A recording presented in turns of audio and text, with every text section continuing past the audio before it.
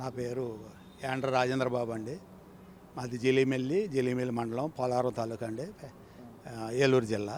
Sir ఇప్పుడు ప్రభుత్వం ఏర్పడి 6 నెలలు అవుతుంది.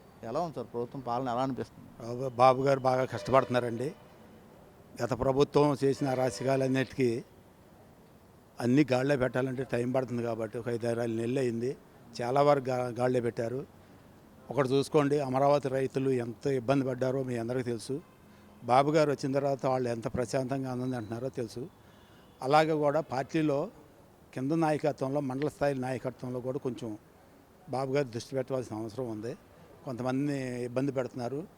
ఇసుక పవన్ కళ్యాణ్ గారు కానీ బాబు గారు కానీ ఇసుక బ్రహ్మాండమైన కార్యక్రమం చేసి ప్రజలకే చెరువులో చేశారండి. మంచి పేరు వచ్చింది కూడా. దాని పక్కనే ఫౌండేషన్ కట్టుకోవాలంటే ఇసుక అవసరం, ఇల్లు కట్టుకోవాలంటే ఇసుక అవసరం, కానీ ఫౌండేషన్లోకి మట్టి అవసరం.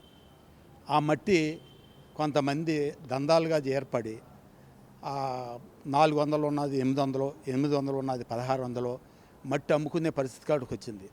ఇసుక పాలసీ ఎలాగా సీరియస్గా పవన్ కళ్యాణ్ గారు తిరగబడండి అనేపాటికి ఎవడో సైడ్ అయిపోయారండి. ఈ మట్టికి కూడా అలాగే చూపించాలండి. ఎందుకంటే డెవలప్మెంట్ మీరు కోరుకుంటున్నారు. బాబు గారు కోరుకునేదే డెవలప్మెంటు, మంచి కోరుకునేదే పవన్ కళ్యాణ్ గారు. ఈ కోరుకునే దాన్ని డెవలప్ అవ్వాలంటే మట్టి ఇసుకే అవసరం అండి. ఈ చిన్న దందాలు అనేది కట్ట చేస్తారని నేను అనుకుంటున్నారని బాబు గారి దృష్టిలో, మాకంటే ఎక్కువ బాబు గారి దృష్టిలో ఉన్నాయి. అవి కూడా కట్ట చేస్తారని పార్టీలోనే ఉన్నాయండి కొన్ని. అవి అధికారంలోకి వచ్చి ఛానల్ అయింది కదా, కొంచెం ఇబ్బంది పడితే వాళ్ళు కొంచెం దందాలు చేస్తున్నారు. వాళ్ళని కూడా కట్టడి చేయాలి.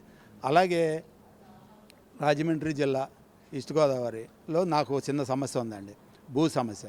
అది మా పార్టీ వాళ్ళే అడ్డొస్తున్నారండి.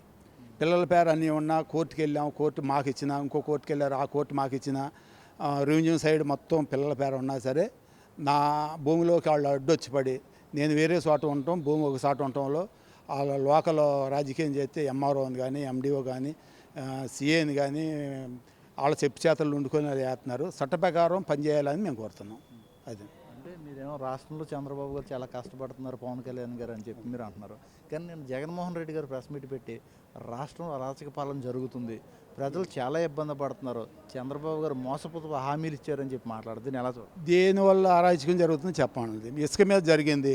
బాబు గారు ఏం చేశారండి, దాన్ని ఫ్రీగా తీసుకోమన్నారు. నా మటుకు నేను ఇల్లు కట్టుకుంటున్నాను, నేను తీసుకుంటున్నాను హైవే రేట్ బడి. దేని మీద జరుగుతుందో జగన్మోహన్ రెడ్డి గారు చెబితే దాని మీద మనకు అవగాహన జరుగుతుందా లేదా అని చెప్పొచ్చండి. మరి జరుగుతుందని ఊరికినే గుడ్డగాల్సి మీద ఎత్తే అనేది కరెక్ట్ అయిన పద్ధతి కాదు కదా సార్. అదండి నా ఆలోచన. చంద్రబాబు గారు చాలా ఆలోచించే 10 పథకాన్ని తీసుకొస్తాను, కానీ సూపర్ 6, సూపర్ 7 అని చెప్పి జనాలు మోసం చేస్తున్నారని జగన్మోహన్ రెడ్డి. దీని ఎలా? అదే కదండి, మరి 6 నెలలే కదా అయ్యింది బాబు గారికి ఇచ్చింది. బోల్డ్ రకాల సమస్యలు తెస్టేసి కూర్చున్నాయి ఆంధ్రప్రదేశ్లో. అవన్నీ ఎడదీయాలంటే ఇప్పుడు మన ఇంట్లో తగ్గుతేనే మనం 2-3 రోజులు పడద్దు. మనం సర్ది చెప్పి, నాన్నకి చెప్పి, బాబు చెప్పి, చల్లు చెప్పి, అందరికి చెప్పి. ఇది రాష్ట్రం, ప్రజలు వేల కోట్ల మంది ఉన్నారు, సమస్యలు ఉన్నాయి, డబ్బులు లేవు. మా సంజీవునిగా ఏంటంటే ప్రజలు ఒక మంచి బాబు గారికి ఒక హస్తం అందించారు.